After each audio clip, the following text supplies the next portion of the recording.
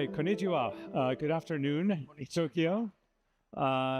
We are coming up on the very last session on what I think everybody would agree is a terribly exciting XRP Community Day. And as the announcer said, the topic is a decade of building on the XRPL. This should be a fun conversation.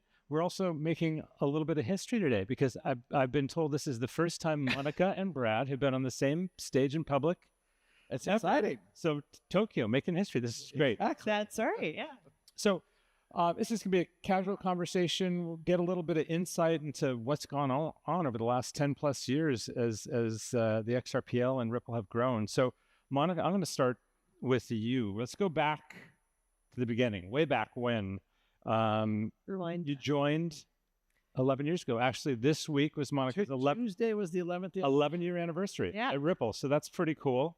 How many employees were there when Ripple, when you joined Ripple, and then why? Why did you decide in 2013 to come join this little crypto company? I'm not sure how many people were at the company then. I think roughly 10. I should have consulted David before coming up here. I think it was roughly 10, mostly engineers. I knew Chris Larson, who co-founded the company. He was CEO then. He's now our executive chairman of the board. I had worked for him when he was the CEO of Prosper years ago. Prosper was this really exciting, innovative, peer-to-peer lending platform. And so I really enjoyed my time working for Chris then, saw him as a real visionary, and also someone who had a real mission to democratize finance. That's a through line in his career.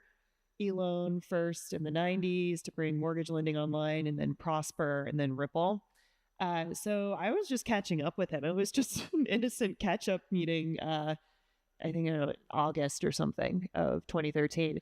But when he started to talk about what was happening with first Bitcoin and then the XRP ledger and what we were doing at Ripple, he was on fire. He was so excited about what the opportunities were, and it was more than just a business opportunity to him. It was like, this is the most important invention in finance in more than 50 years.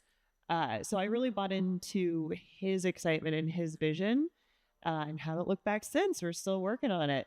That's awesome. I remember, like in the early days, one of the first real world application on a ledger was issued assets. Yeah. What were some of the early kind of interesting things that were tried and maybe stuck, maybe didn't, but made it just kind of an interesting journey in the early days?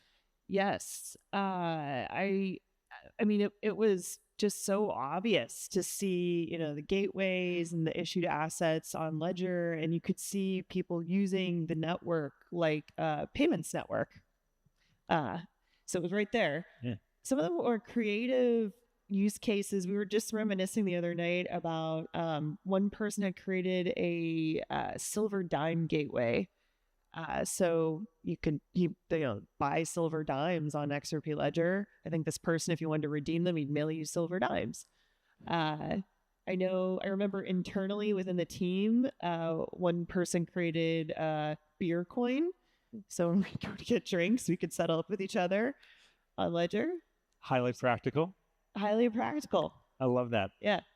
All right, Brad, I'm going to pass it over to you. You joined a couple years after Monica. Yep. But you had a already successful career in Silicon Valley as an executive. A lot of things you could be doing. Why come to Ripple?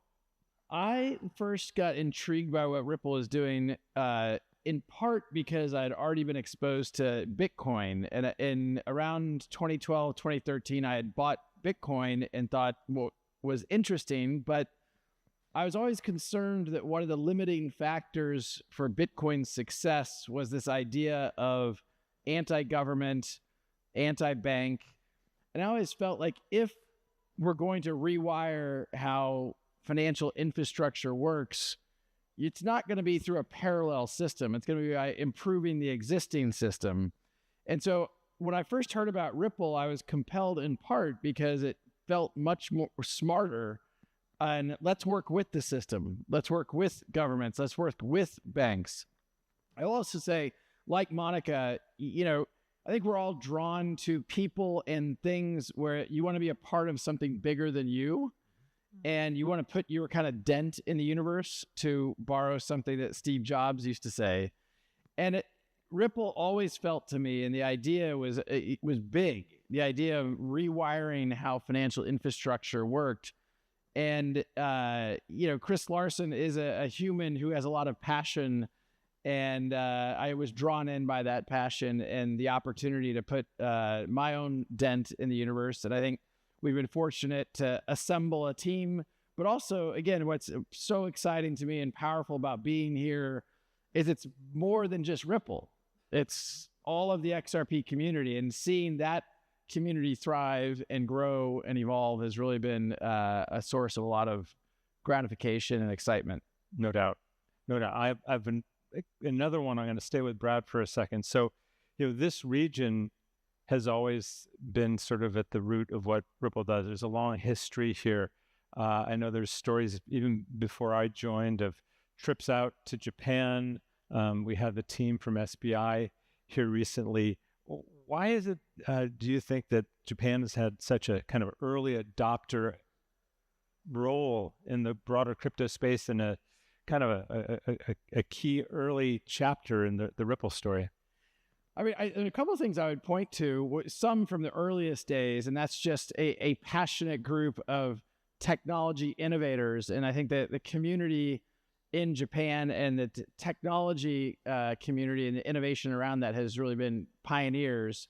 That certainly, I think, was true in the earliest days, and enthusiasm for what crypto could be, and respect for how the XRP ledger was architected differently in terms of speed, in terms of scalability. But quite frankly, the other thing that was unique and different about Japan was a government and regulatory environment that created a framework to be clear about how crypto would be regulated. And you've seen a lot of countries lean in a very positive way, and certainly Japan, the UK, Singapore, Switzerland. But honestly, the US is not one of those countries that has leaned in yet. I think that's yet. And I think that will happen. So I think the earliest days, Japan was a key market because of both the community, the technical innovation, the technical leadership, married with a government and regulatory environment that made that welcome. You mentioned we've been traveling around a little bit this week, and you mentioned one of your early trips flying in, and it was sort of a pretty interesting winter setting, and it was almost a positive omen. Maybe you could share that story. This is, I think, spring of 2016. It was, I think, early April, and it had snowed in Japan. I landed at like 6 a.m. There's no cars on the road. There was this beautiful light snow over the Imperial Palace, and it was actually quite a magical moment. It was one of the first times, well, I'd been to Japan before, but the first times with Ripple, I had been to Japan, and it was really a quite spectacular morning. It's, I think, a positive omen for what has come before. All right, so those are the early days. Always fun to reminisce. Let's fast forward almost 10 years after Brad joined. Monica, I'll start with you. How do you feel both Ripple and the XRP ledger have sort of, grown, in some ways together, some ways distinctly, and in what ways have they stayed the same?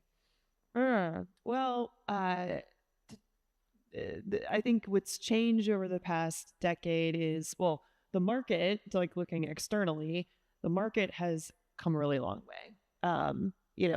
Multi-trillion-dollar asset class, many countries creating clear regulation, and lots of participants. The whole of crypto has an ecosystem, a vibrant ecosystem of developers that are, open source developers working on the blockchains, developers building really interesting, innovative Web3 applications on those.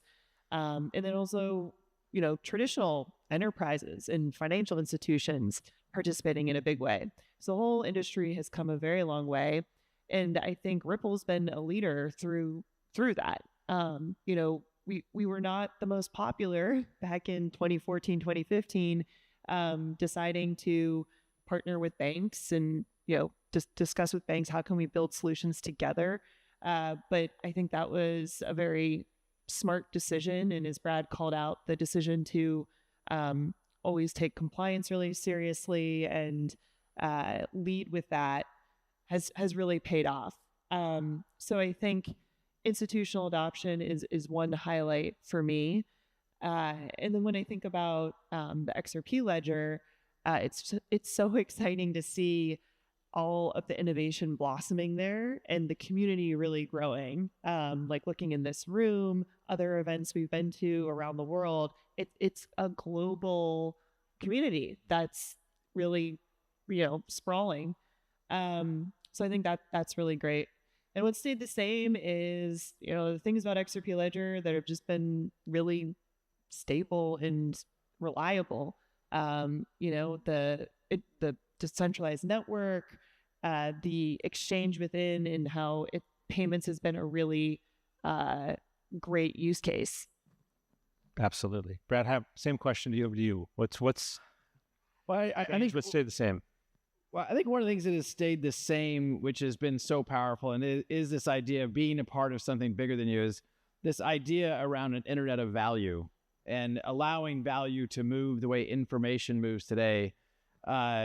You and I are old enough, Monica's not, but you and I are old enough to remember the earliest days of the internet. And, it feels very similar, that the movement, it feels like a movement, not really a revolution, but maybe an evolution in that regard.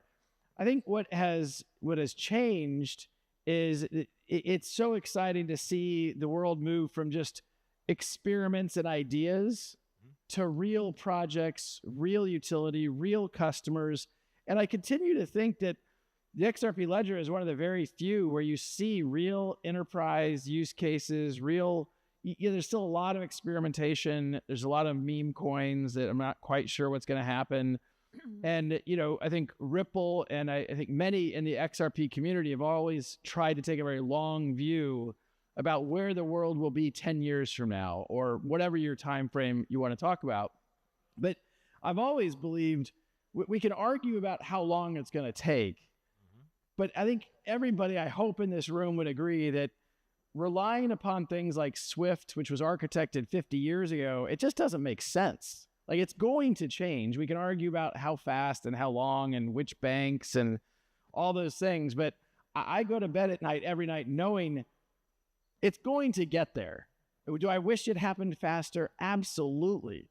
Do I wish, the governments wouldn't be obstacles? Do I wish banks wouldn't be so concerned and, cautious? Yes, of course. But I also, take, to see billions of dollars of activity where, I remember when we had $1 million, it was like, oh my gosh, this is unbelievable. We're making progress. So that's exciting. So some things have stayed the same. Some things have evolved. One thing that hasn't changed is Brad's never satisfied with how quickly things move. Yeah. So you can kind of get a vision of that. I'm still recovering from him calling me old, but I guess I'll. I don't know how old you think I am. I don't remember pre-internet. All right, let's take a look at kind of the landscape. We live in an industry that moves very, very quickly. Like every year feels like 10 years. But I want to ask you for sort of big Ripple moments, and let's just pick the last year or two. So Monica, again, I'm going to start with you. Okay. From your perspective, what's the big moment for Ripple over the last couple of years? I'm not going to steal Brad's thunder because I know I can anticipate what you're going to say. But last couple of years. So one, from a business perspective, with our payment solution, we crossed $50 billion and $60 billion in total volume processed. It's still a drop in the bucket when you think of the opportunity for global money movement. But it feels, it doesn't feel like it is real tangible progress toward the internet of value. Also, within our suite of products, we identified this broader opportunity of what the little dent that Ripple can make in not just facilitating cross-border payments, but being really the partner to any financial institution that wants to do finance on chain. And so with that, the acquisition of Medico last year to bring custody and secure digital asset storage into our product portfolio. That was a really big moment. It's still like one of the largest deals in crypto. Those are a couple. The other piece, and I know we were just talking about this, but the various amendments that have come to XRP Ledger, these new features and the development is happening faster and faster. And so not only are we seeing more kind of primitive DeFi capabilities added to the protocol itself, but I'm really excited for what's to come on the programmability front. Two things come to mind, like big events. I'll save the bigger one for the second. But, I think the stablecoin effort is a really important one. And I think Ripple has always taken the view that anything we can do that is good for the XRP ledger, we're going to lean into. Bringing liquidity to the XRP ledger is good for everyone in the community. And anytime I read it online or just somebody saying that Ripple somehow isn't committed to the XRP ledger, I just think that they totally are missing it. Like, we're 100% committed to the XRP ledger. We always will be. And we would only do a stable coin if we thought it was good for the XRP ledger. But I think that's going to be an exciting step around the RLUSD. Like the second one, which I'm sure Monica was letting me talk about, but getting sued by the U.S. government is not a fun experience, and I think it was pivotal for Ripple, but it was also pivotal for the crypto industry at large, and I think not just in the United States, but even globally. We had sort of an opportunity to settle that without fighting the fight. We ended up deciding to fight the fight, and it was expensive. It was certainly stressful. I was actually, right before I got up here, I was reading on Twitter, and somebody on Twitter was commenting how much it looks like Brad has aged over the years. It's like, well, the government sues you, it stresses you out. Anyway, that was certainly an important step for the company, but an important step for crypto at large. And I think I'm proud of the fact that we stood up to what I think is kind of a U.S. government entity that was being a bully and still being a bully to other entities. So, yeah. Thank you. Anyway, so those are, I think, a couple of momentous events in the history of Ripple and XRP. It has been a busy couple of years. And I do look older. We got the age thing. I don't know what's going on. All right, Monica, back over to you. We've been traveling around the region recently, and it's one of the fun things is we've been able to share a lot of new, exciting news. One of those announcements was around our Futureverse partnership related to custody, but custody is a relatively new entrant in the lineup for Ripple, if you will. So maybe interesting for the audience to hear a little bit about our journey. So we're adding. Brad mentioned stablecoins, Futureverse. Kind of highlighted custody. How do we get there, and what sort of was that progression? Yeah. Through our payments business, we had to solve a lot of problems to bring the benefits of doing payments on chain, which we all know is about speed, transparency, cost efficiency, bring those benefits to regulated institutions in a way that was seamless. So I think something many of us in the industry may underestimate is just the challenge of integrating blockchains with traditional systems, so payment systems.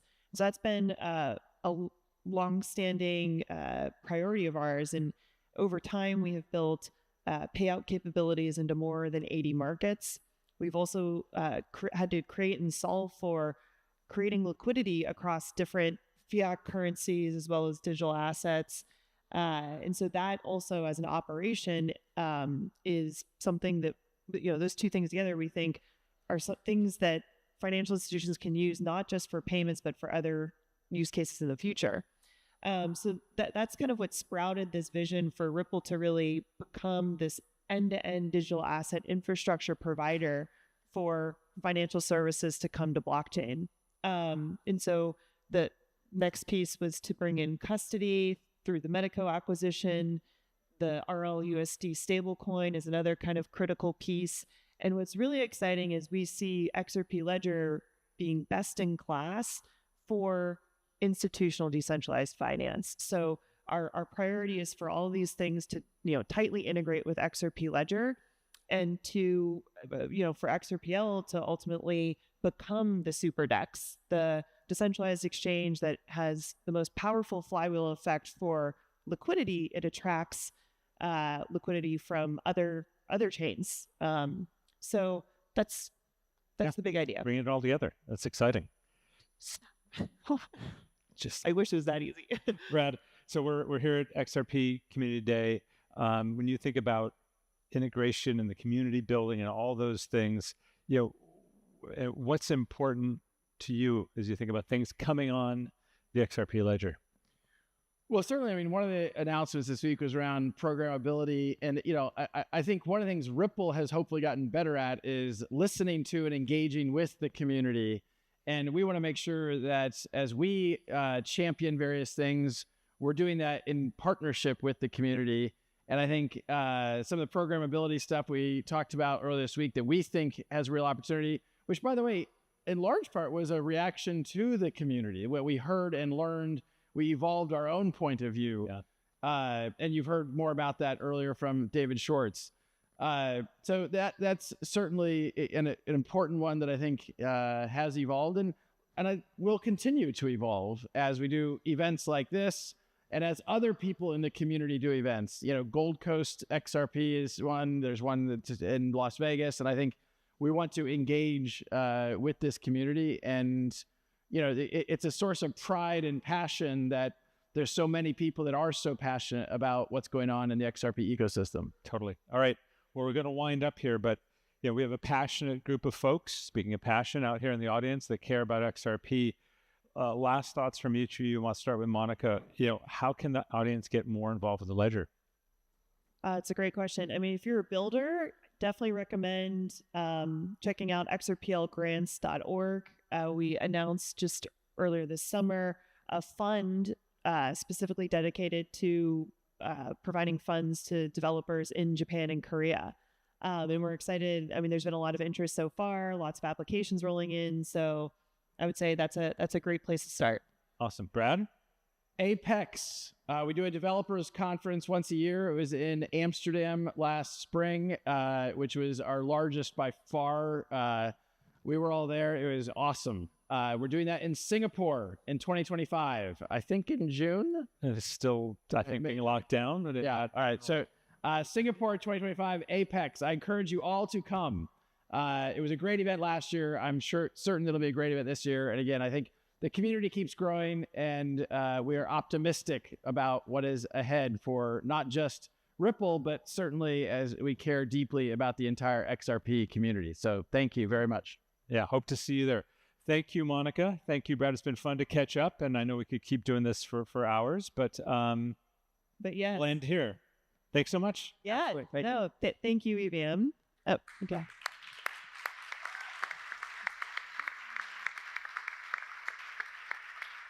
And I got it.